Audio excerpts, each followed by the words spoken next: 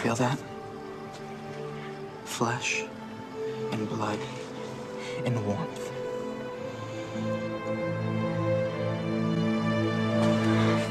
Entre vas-y que je t'embrasse pour te prouver que tu m'aimes, je me sépare de toi en te faisant croire que je t'ai jamais aimé, mais c'est pour ton bien, et fais-moi l'amour, on s'en fiche de tes envies de mariage, les trois héros de Twilight ont bon dos niveau toxicité.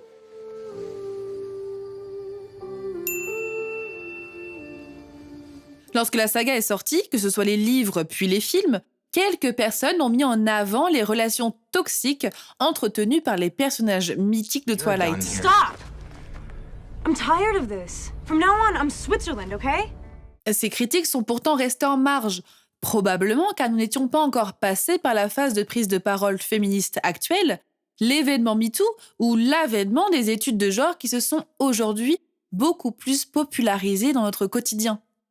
Mais un mouvement a quand même mis en lumière les représentations dangereuses de la saga et la National Domestic Violence Hotline, une ligne directe pour les personnes victimes de violences conjugales, a dressé une grille en 15 critères démontrant que la relation des deux héros était bien abusive. I'm designed to kill. I don't care. I've killed people before. It does not matter. Alors, si on se penche à nouveau sur les relations entre Edward, Bella et Jacob, le romantisme perd un peu de sa saveur et est complètement dépassé par tous les red flags cumulés. Whatever. Et c'est ce que nous allons voir dans ce deuxième épisode. Alors, comme d'habitude, n'hésite pas à soutenir ce travail avec tes likes, partages et à me donner ton avis en commentaire. I'm hotter than you.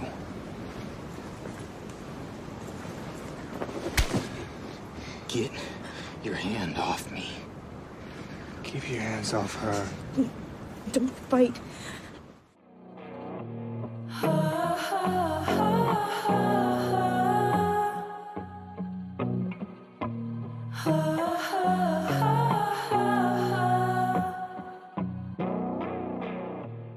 Comme on l'a vu dans la première vidéo avec le matraquement des normes dans la saga, Bella n'a aucune caractéristique particulière propre à sa personne et non pas aux stéréotypes de son genre, altruiste, dévouée ou soumise. Par contre, Edward et Jacob, eux, ont des passions, des talents, des qualités.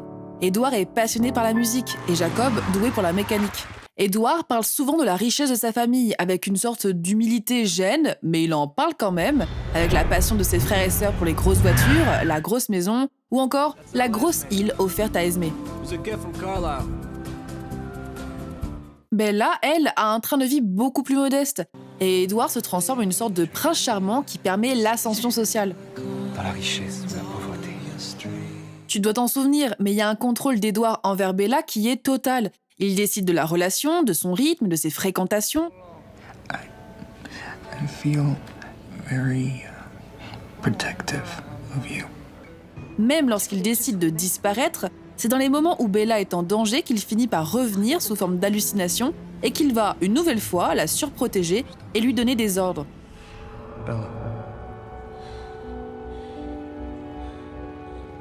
Stop. Donc je crois qu'on peut se mettre d'accord assez facilement sur le fait que Bella est complètement influencée par son chéri. I was unconditionally and irrevocably in love with him. Et puis, je sais pas si ça t'a fait tiquer, mais par exemple, la différence d'âge est un sujet assez vite éclipsé par rapport à l'écart d'expérience de vie entre les deux personnages. Happy birthday, Bella. Edward insiste pour que Bella vive ses expériences humaines, mais on ne met pas trop l'accent sur l'inégalité des deux personnages à cause de ce vécu. Si aujourd'hui on commence à parler des couples avec un écart d'âge important, notamment chez les célébrités, on l'accepte plus facilement dans ce type d'œuvre fantastique, car les personnages sont physiquement figés dans le temps. How old are you? 17. How long have you been 17? A while. Pourtant, je crois pas que dans les polémiques autour de Leonardo DiCaprio, le retour de celle sur Luc Besson, Et le seul amour qu'on connaît, c'est la violence, donc du coup, on est en manque de violence. ou alors des personnages du film Léon, si on veut de la fiction, ce soit le physique qui compte réellement. Bella est mineure au début de l'œuvre et Edward a plus de 100 ans de différence avec elle. On a donc un sacré déséquilibre émotionnel et d'expérience qui entraîne forcément une influence et un rapport de pouvoir et d'autorité sur l'héroïne. Can you talk about something else? Distract me so I won't turn around. Et puis du côté de Jacob, c'est encore autre chose puisqu'il s'imprègne carrément d'un bébé. Alors oui, d'accord, le livre met direct les bases pour adoucir la problématique. Déjà, le bébé grandit très vite. Et en plus, on insinue qu'au départ, Jacob ne sera qu'une figure fraternelle, un ami pour l'enfant. Un ami. Un frère. Un protecteur. Mais bon, on sait très bien que pour lui, c'est dans l'attente d'une relation romantique et sexuelle. Perso, je trouve le message plus que limite. D'autant plus qu'au-delà de l'idée ici d'écartage, le concept d'imprégnation introduit dans le roman soulève quelques questions niveau consentement. Quoi? Je suis nulle en danse.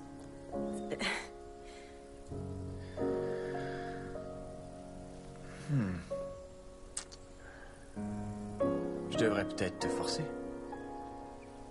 Le déséquilibre dans la relation de Bella et Edward est assez net, puisqu'elle ne fait aucun choix par elle-même. Et lorsqu'elle tente de s'affirmer, comme avec le désir de devenir vampire elle aussi, Edward refuse catégoriquement et ne laisse aucune place à la discussion. C'est mon monde, pas le tien, Bella. Le seul choix qu'elle parvient à faire et à tenir contre la vie de toutes et tous, c'est de garder son bébé malgré les dangers et la mort certaine, comme nous l'avons vu dans le précédent épisode.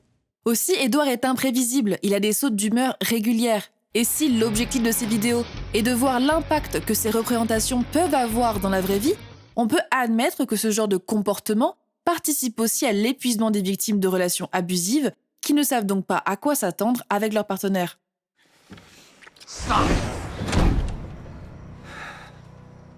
I'm sorry.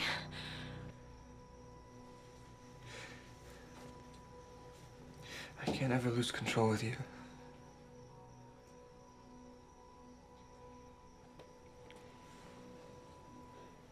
Hey, don't go. Edward est d'ailleurs un sacré manipulateur puisqu'il cache un bon nombre de fois les informations concernant la propre sécurité de Bella afin de garder le contrôle sur la situation. If I asked you to stay in the car, would you?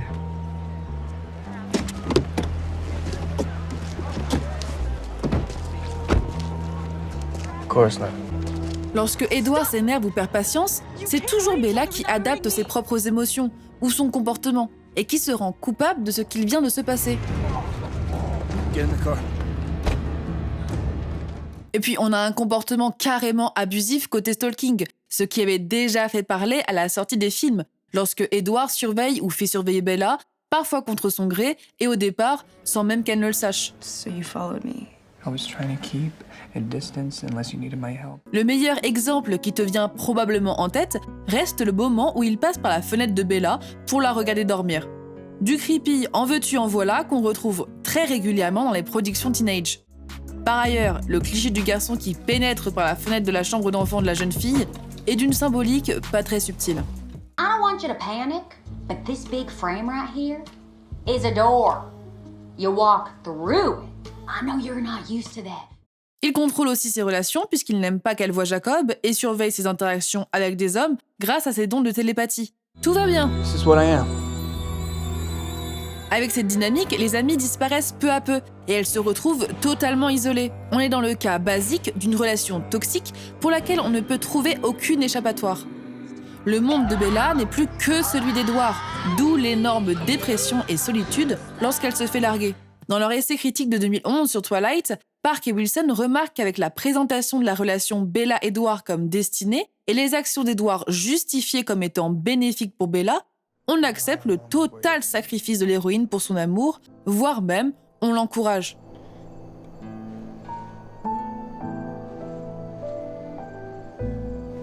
So the lion fell in love with the lamb. What a stupid lamb. You sick, masochistic lion.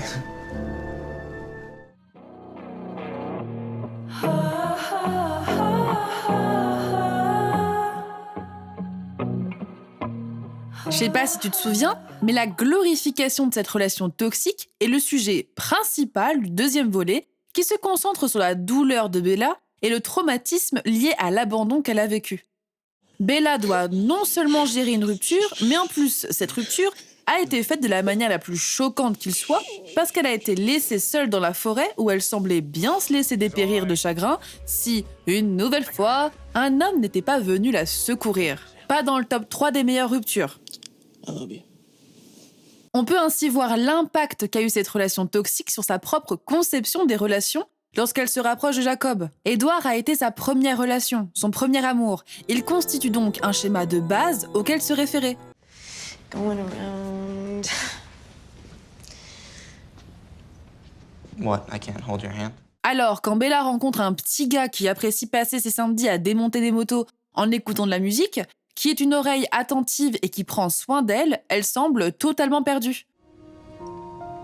I won't ever hurt you. I promise.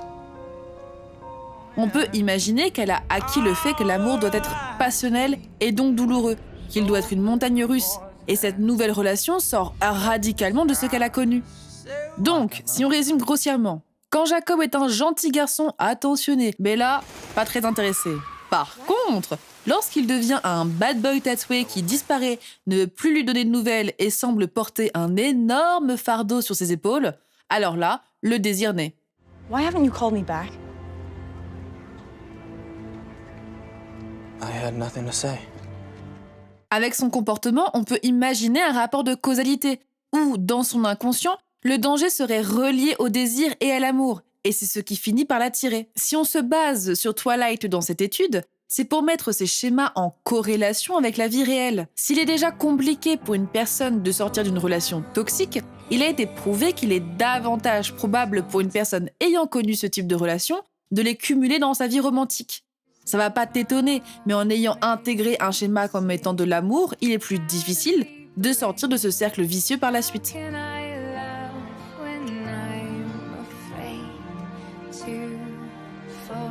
Et puis alors là, le film romantise d'ailleurs encore plus cette souffrance avec la séquence de la dépression de Bella totalement figée dans sa douleur. Je sais pas si ça t'a marqué, mais la séquence est belle, poétique, avec une musique triste et sentimentale, des saisons qui passent, la nature qui change, et Bella cristallisée dans son amour perdu. Avec Twilight, le célibat est montré à travers tant de souffrances que cela semble légitimer, encore une fois inconsciemment ou non, la toxicité de la relation par la suite. Être en couple et trouver le grand amour semble être plus important que s'assurer que sa relation soit saine et équilibrée. Les deux personnages sont totalement codépendants. Open your eyes, look at me. I'm alive. You have to move.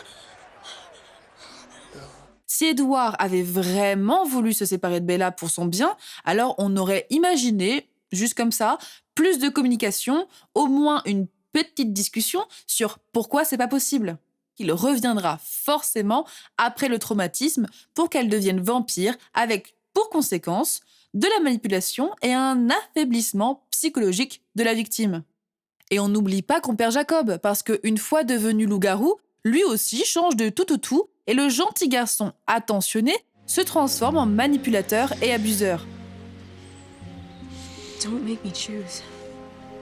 À partir de la fin du deuxième volet, il passe son temps à faire des ultimatums entre lui ou Édouard, leur amitié ou le monde des vampires. Ce genre de comportement envers une femme qui est déjà psychologiquement et émotionnellement fragilisée, avec une peur traumatique de l'abandon, ne paraît pas être le meilleur des moves.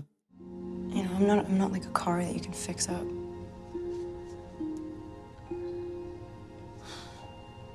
I'm never gonna run right. So I should be fair to you. Jacob finit donc lui aussi par devenir un abuseur émotionnel, violant son consentement à plusieurs reprises, soit par la force, soit par la manipulation. Jacob! Embrasse-moi. Du côté des violences physiques, pas d'inquiétude, Twilight n'est pas en reste. Dans leur étude, Collins et Carmody dénombrent les violences physiques qui apparaissent dans les 4 tomes. Hey, doucement les mecs, doucement. On redescend d'un cran là, d'accord? En tout, c'est 80 moments de violence directe, dont 16 pour lesquels Bella est blessée. On trouve aussi 96 violences contre Bella par d'autres vampires et personnages de la série, pour la majorité desquels elle va chercher de l'aide du côté de ses prétendants. Not fighting? Well, did you pull a muscle or something? He's doing it for me, okay?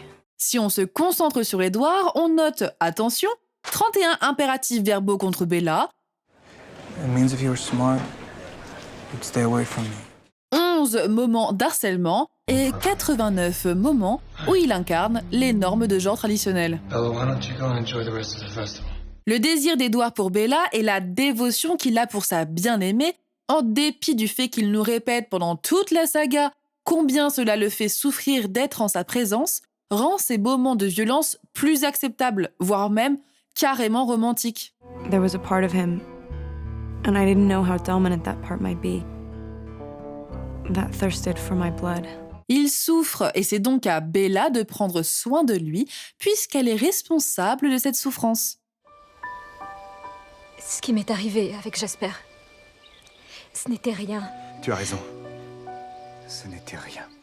En quelques pirouettes, la victime devient coupable et perd de son estime personnelle. Je sais pas si t'as remarqué, mais le 3e volet est rempli de scènes mettant en avant ces violences physiques. On trouve au top du palmarès Jacob forçant Bella à l'embrasser et qui, en se défendant, se casse la main. Mais attention, Bella n'est pas seulement la victime dans la saga, puisqu'elle va elle-même incarner le statut de l'abuseuse, c'est moche mais ça se dit, à quelques occurrences, comme lorsqu'elle va tenter avec plusieurs stratagèmes de faire changer d'avis Edward sur la question de leur relation physique. You don't. It's fine. Parce que Bella, elle veut vraiment coucher. Aussi, comme beaucoup d'œuvres fantastiques ou de science-fiction avec une héroïne, on va avoir droit à une séquence dédiée au trope de la grossesse mystique.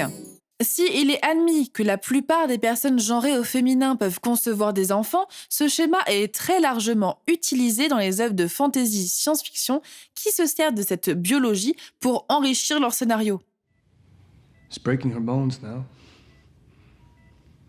It's crushing you from the inside out. On revoit donc le personnage féminin à la nature première de son sexe, qui serait l'enfantement. Généralement, la grossesse mystique se fait aussi dans le trauma et l'horreur, qu'on voit assez crûment dans Twilight, mais dont on ne parle presque pas.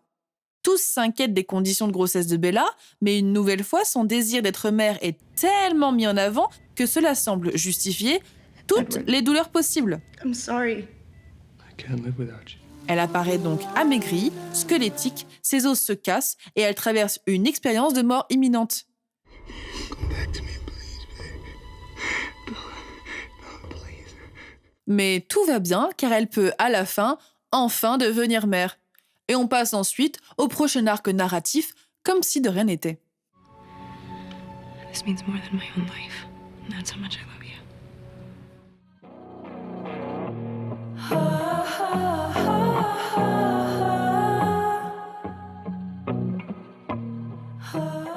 On imagine le public majoritairement féminin des films et livres, mais la pression est aussi au niveau du modèle masculin, puisque le concept du devoir est par exemple amené à toutes les sauces. Edward utilise régulièrement ce mot, et son rôle dans la saga est de protéger sa belle et l'émerveiller.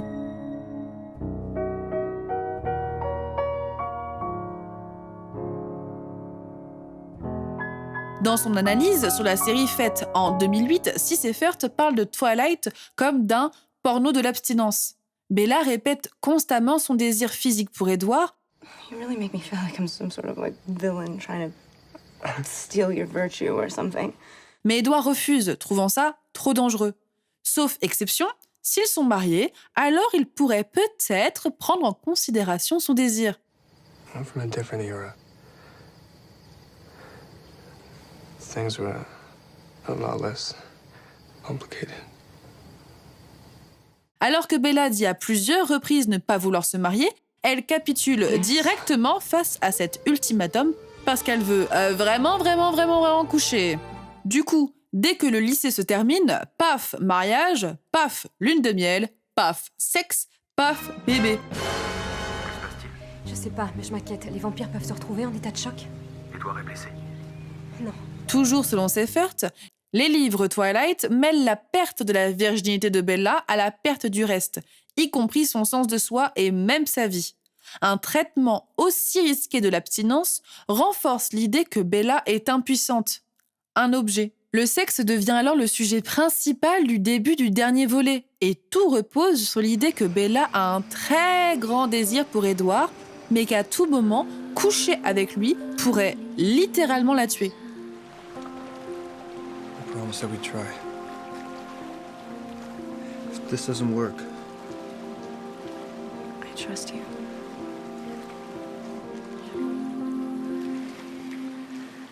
Une nouvelle fois, les lecteurs et lectrices acceptent le danger qui vient, au contraire, entretenir le fantasme. Are you a little bit jealous of Bella? Yeah. Who wouldn't be jealous of Bella? I mean, come on, Edward. On a donc une ambivalence avec le sexe montré comme une tentation dangereuse, tout en faisant l'apologie de la monogamie et du sexe après le mariage. Cette sexualité violente est d'ailleurs esthétisée et romantisée. Tu t'en souviens peut-être, mais Bella dit ne rien regretter et est totalement hypnotisée par les bleus sur son corps. On verra plus particulièrement dans le prochain épisode le rapport du féminisme à la littérature érotique. Mais certaines personnes vont interpréter cette scène comme une énième représentation de la femme qui aime le sexe brutal, où elle est soumise et qui répond donc toujours aux mêmes stéréotypes.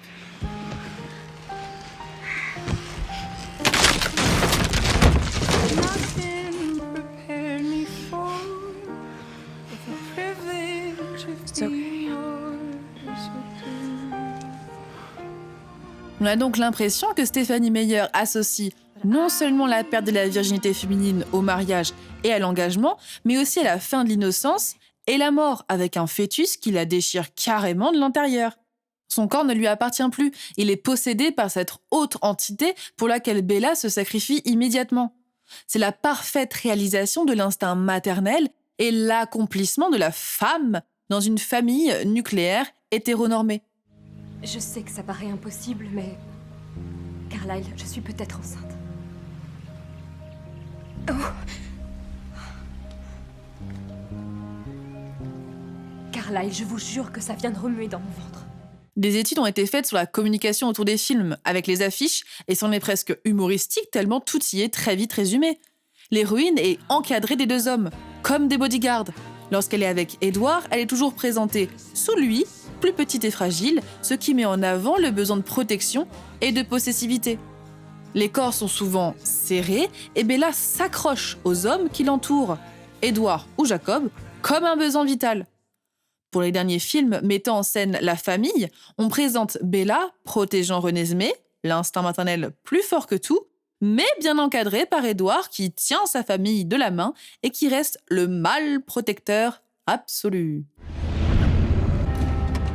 D'ailleurs, petite parenthèse, mais est-ce que tu as noté le fait que dans Twilight, les mères n'ont pas d'autre occupation que d'être mères? But they want to go on the road. So I'm going to spend some time with my dad. Dans les couples avec enfants, soit la mère est absente, comme pour Jacob, soit elle est au foyer quand le mari travaille. C'est le cas de René avec Phil, mais aussi avec Charlie, et même chez les vampires avec Esme et Carlyle. Esme, ma mère, enfin, c'est tout comme. Buongiorno. Molto bene.